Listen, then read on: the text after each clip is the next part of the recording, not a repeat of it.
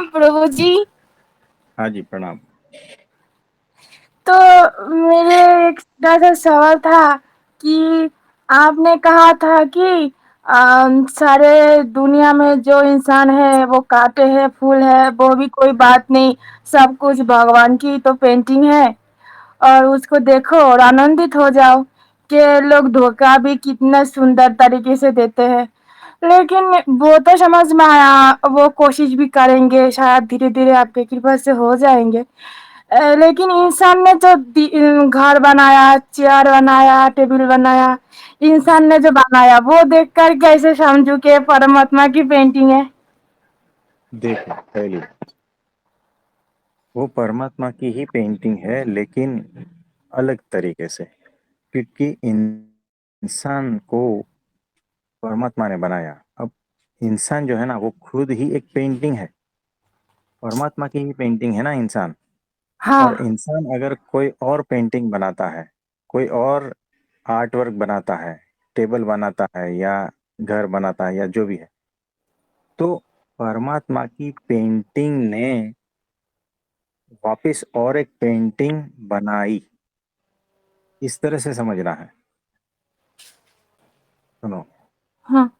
यानी परमात्मा का पेंटिंग कितना अद्भुत है कि वो खुद एक और पेंटिंग बना सकता है। आप समझे? वो भी हाँ। अद्भुत है। हाँ, ठीक है। तो तो इंसान ने जो पेंटिंग बनाया वो भी भगवान ने बनाया। वो इनडायरेक्टली भगवान ने ही बनाया है ना। जैसे हम कंप्यूटर से हमारी काम ले लेते हैं। हाँ, वैसा ही जैसे मोबाइल जो है ना, हम्म। फैक्ट्री वालों ने मोबाइल बनाया। अब हम्म। मोबाइल में कुछ और क्रिएटिविटी होती है, हम करते हैं, तो ये मोबाइल ने बनाया है ना कुछ और, लेकिन तो मोबाइल मो- को फैक्ट्री ने बनाया। ऐसा, इस तरह। हम्म। तो इंसान ने जो पिक्चर बनाता है वो तो भगवान की मर्जी से बनाता है, तो भगवान ने वैसा दिखना चाहता है कि वो इंसान ऐसा बनाए और एक पिक्चर ऐसा क्या। भगवान को सब पता है कि मैंने जो बनाया है ना वो पेंटिंग कैसा। जैसे आपने आपने कैनवास पे कलर वाली पेंटिंग देखी होगी, उसमें हम्म। कहीं सफेद कलर है, कहीं काला कलर है, कहीं हरा कलर है, सब कलर है क्या नहीं। हाँ। तो हम ये थोड़ी कहते हैं कि सफेद कलर अच्छा है, काला कलर बुरा है, ऐसा तो नहीं कहते ना। नहीं। क्योंकि अगर काला कलर नहीं रहेगा तो पेंटिंग अधूरी रहेगी ना। वैसे ही हाँ। इस पृथ्वी पर खराब मनुष्य नहीं रहेंगे तो परमात्मा की पेंटिंग अधूरी रहेगी। उसके बैकग्राउंड में तो दिखता है सफेद कलर, है ना। हम्म। हम्म। जब वो पापी जीव ही नहीं रहेगा तो पुण्य जीव, पुण्यात्मा जीव जो है, उसका क्या वैल्यू रह जाएगा। हाँ, अगर जिंदगी में धोखा नहीं मिलते तो फिर हाँ, भगवान को फिर प्यार इंसान कैसे समझते कैसे, हम। रुको, तो कैसा है कि जब तक पापी जीव दिखेंगे नहीं बैकग्राउंड में, तो पुण्यात्मा जीव जो है उसकी पहचान कैसे होगी। जब हम्म। तमोगुण नहीं रहेगा तो रजोगुण और सत्वगुण उसका महत्व कैसे पता चलेगा। जब सत्वगुण सामने है तो रजोगुण और तमोगुण किसको कहेंगे, है ना। हम्म। तो ये सारा जरूरी है। तो काला कलर का ब्लैक बोर्ड रहता है ना, व्हाइट उसमें चौक से लिखते हैं ना। अगर काला कलर नहीं रहेगा और उसकी जगह पे व्हाइट बोर्ड रहेगा तो कैसे लिखोगे। तो सभी चीज की आवश्यकता है। जैसे आपके शरीर पे काले बाल है ना, हम्म। तो वो भी आपका शोभा वृद्धि करता है ना।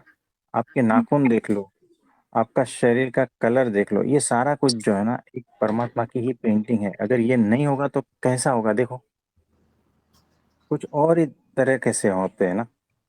तो यहाँ पर हर एक बात की आवश्यकता है, हर एक चीज की आवश्यकता है, और वो परमात्मा को ऐसा लगता है ना कि इस पेंटिंग में मुझे ये डालना है, तो वो डाल देता है। उसे लगता है कि मनुष्य के पूरे स्वभाव में मुझे क्रोध का भी तत्व चाहिए है, लोभ का भी तत्व चाहिए, ईर्ष्या भी चाहिए, तो वो भी रंग भर देते हैं। उसको ऐसा लगता है कि गाली भी चाहिए है और स्तुति भी चाहिए। उसको ऐसा लगता है कि मान सम्मान भी के शब्द भी चाहिए और निंदा के शब्द भी चाहिए, तब जाके पूरा म्यूजिक बनता है, तब जाके पूरा ऑर्केस्ट्रा बनता है। हाँ, नहीं तो एक ही टून टून टून टून आवाज आती रहेगी तो क्या एंजॉय करोगे, है ना।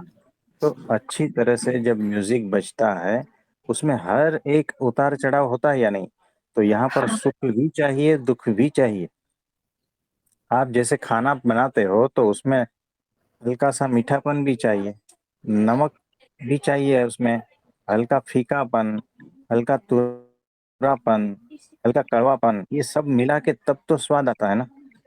हम्म। नहीं तो आप खा के देखो बिना नमक का, कोई स्वाद नहीं आएगा, है ना। सिर्फ मीठा मीठा खाते जाओ 4 दिन तक, है ना, और कोई स्वाद मत लो, तो कैसा लगेगा। यानी यहाँ पर हर चीज की आवश्यकता है, लेकिन उसकी मात्रा सही सही होनी चाहिए। अगर सही सही नहीं हुई ना, तो उसको विकृति कहते हैं। प्रकृति सही सही मात्रा को कहते हैं, उल्टी सुल्टी मात्रा को विकृति कहते हैं। तो विकृति मनुष्य ने पैदा की है, भगवान ने नहीं। याद रखना, भगवान ने तो पेंटिंग अच्छी करी थी, लेकिन मनुष्य ने थोड़ा इधर उधर अपना स्वार्थ की वजह से बिगाड़ दिया है। इतना फर्क है और कुछ नहीं है, आप समझे। हाँ प्रभु जी, तो यहाँ हाँ पर ना अहंकार बहुत शातिर हो गई, और ये मुझको क्या क्या कहता है पता है। वो मुझको अब कहने लगे कि अगर लोग गाली देते हैं फिर धोखाबाजी करते हैं तो ये सब अगर परमात्मा की पेंटिंग है, तो तू क्यों बैठी है, तू भी गाली गलौज कर, तू रुकने की क्यों सोच रहा है, तू तो अच्छा अच्छा होने की क्यों कोशिश कर रहा है, तू भी गाली गलौज कर, और फिर परमात्मा के पेंटिंग में और एक रंग हो जाएगा, रंग हाँ, भरते रहे। ये बात आपने सही कही कि अगर इस तरह से भी आप करते रहोगे तो फिर सारी की सारी पेंटिंग काली काली हो जाएगी। हाँ फिर हाँ, वो वो मैंने पेंटिंग ही सोचा भी था, लेकिन हमको ना फिर मुझको उल्टा सुल्टा समझाता है हर वक्त। हाँ, तो कोई बात नहीं, उसको समझाने दो। आपके अहंकार को इस तरह से सोचना है, सोचने दो, कोई प्रॉब्लम नहीं। वो इसमें ना, आपको होश पूर्वक रहना है और आपको आगे किस तरह से बढ़ना है ये आप सोचना है ना, कि हाँ जी। आपको उस तरह से गाली गलौच वाला बनना है या फिर अच्छा, है ना।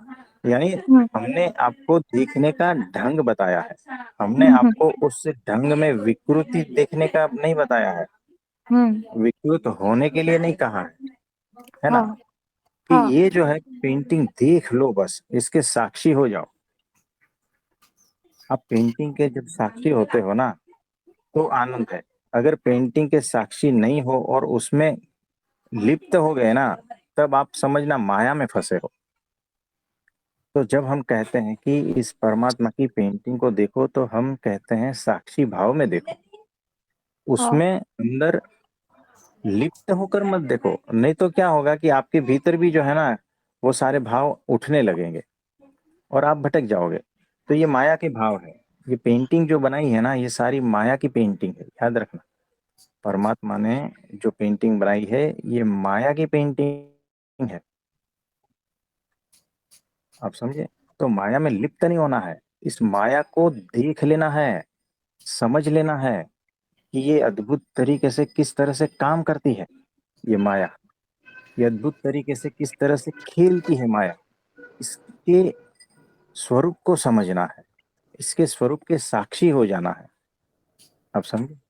हाँ इसमें लिप्त प्रभु जी। होकर खुद को जो है ना, माया में नहीं फंसाना है, खुद को माया से पार निकालना है। हमने सिर्फ कहा इसको देख लो। आप क्या कर रहे हो पता है, हमने कहा कि देखो ये कीचड़ है, इसको देख लो, इसको साक्षी भाव है। तो आपने कहा कि नहीं, हम देखेंगे नहीं, हम तो उसमें डूबेंगे, नाचेंगे।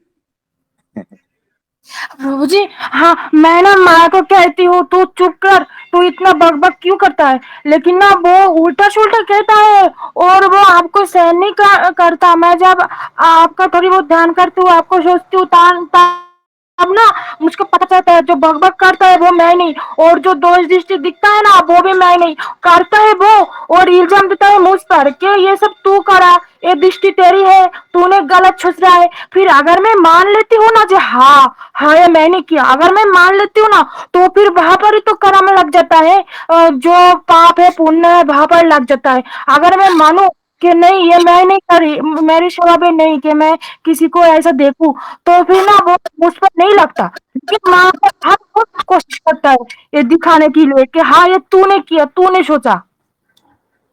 तो देखो यहाँ पर है ना, ये भी सारी माया खेलती है। अहंकार जो है ना, अलग अलग रूप में खुद को ही बोलता रहता है ना। वो एक अहंकार बट जाता है, तीन चार रूप में बटता है, और एक पक्ष में दलील लेता है, एक विपक्ष में दलील देता है ना। खेल सारा आपके भीतर ही चल रहा है, मन का ही खेल चल रहा है, अहंकार का ही खेल चल रहा है। इस खेल को दूर हटकर सिर्फ देख लो साक्षी भाव में, नहीं तो इसमें फंस जाओगे, है ना। आपके अहंकार ने दो अ, भीतर से तत्व खड़े कर लिए हैं, एक वो और एक आप, ऐसा करके अहंकार ही खेल रहा है। इसके चक्कर से बाहर आ जाओ। प्रभु जी आप तो पहले तो एक भूत था, आप दो भूत हो गया। प्रभु जी भूत ने पकड़ लिया तो? वो होता रहता है, ये एक दस क्या 50 100 भूत भी पकड़ेंगे इसी तरह से, और क्योंकि ये मैं अहंकार तो ही है। हाँ, ये भूत अहंकार ही है और कुछ नहीं है। प्रभु जी ये खेल बहुत बहुत ज्यादा मतलब, और मतलब हाई लेवल की हो रहा है। अब मुझे लगता है कि जितना मैं, चलो सब कुछ समझ गए, अब तो सब कुछ ठीक ठाक है, अब होश में आऊंगी, फिर ये होंगे वो होंगे, जितना लगता है सब काम अब मिली मतलब क्या कहता है, अब फुर्सत मिल गए तो ना फिर हमका बहुत ज्यादा पावरफुल हो रहा है, और बहुत ज्यादा गेम हाई इंटेंसिटी पर हो रहा है। अब क्या करूं प्रभु जी? यही तो उसकी खूबी है, यही तो उसकी अद्भुतता है कि ये अलग लेवल से खेल रहा है। ये लेवल हाई लेवल का है ना। हाई लेवल का गेम चल रहा है, इसको खेलने दो ना। आप उससे दूर हट जाओ ना, आप सिर्फ देखो कि देखो कितना अद्भुत तरीके से हाई लेवल पे खेल रहा है। हम फुटबॉल की मैच देखने जाते हैं, क्रिकेट की मैच देखने जाते हैं, तब जो है ना धीरे धीरे लोग खेलते हैं ना, प्लेयर्स, तो मजा नहीं आता है। अब जो एकदम हर एक बॉल पे वो छक्का लगाता है ना, तब मजा आता है क्या नहीं बताओ। पूरे जितने बैठे हैं सब उछल उछल के चिल्लाते हैं क्या नहीं। तो जब वो गेम हाई लेवल का हो जाता है ना, हमें भी इतना आनंद आना चाहिए। तो एंजॉय करो ये हाई लेवल का जो चल रहा है ना गेम, भीतर अहंकार का, माया का खेल, उसको एंजॉय करो ना। उससे दूर होकर देखो, उसको एंजॉय करो कि वाह, क्या गेम बनाया है परमात्मा ने। फिर हट जाओ वहां से, आप ही उसको एनर्जी दे रहे हो, याद रखना। जितना आप उसके ऊपर फोकस करोगे वो गेम बढ़ता जाएगा, उसकी इंटेंसिटी बढ़ती जाएगी, उसका लेवल बढ़ता जाएगा। और जब वहां से आप हट गए, आपने का ध्यान वहां से हटा दिया और परमात्मा में लगा दिया, तो वो गेम बंद हो जाएगी। आप समझे। ये जो जितने क्रिकेटर है ना, वो सारे के सारे खेल रहे हैं क्योंकि उसको पैसा मिल रहा है। पैसा देना बंद कर दो, फिर देखो कौन सा क्रिकेटर खेलता है। टोटल पैसा देना ही बंद कर दो। उसी तरह से आप अपने अहंकार को पावर देना बंद कर दो, फोकस देना बंद कर दो, उसको ध्यान देना बंद कर दो। जब ध्यान फोकस पावर ये सारा कुछ देना बंद कर दोगे ना, अहंकार अपने आप चुप बैठ जाएगा। यही मेथड है। तो होश पूर्वक रहना है, समझदार बनना है, और निरंतर भगवान से प्रार्थना करनी है कि मेरा फोकस, मेरी वृत्ति, मेरा ध्यान निरंतर भगवान में रहे और कहीं पर भी नहीं रहे। ठीक है। हाँ जी। तो आज के लिए इतना ठीक है। आप सभी को मेरा नमस्ते, प्रणाम।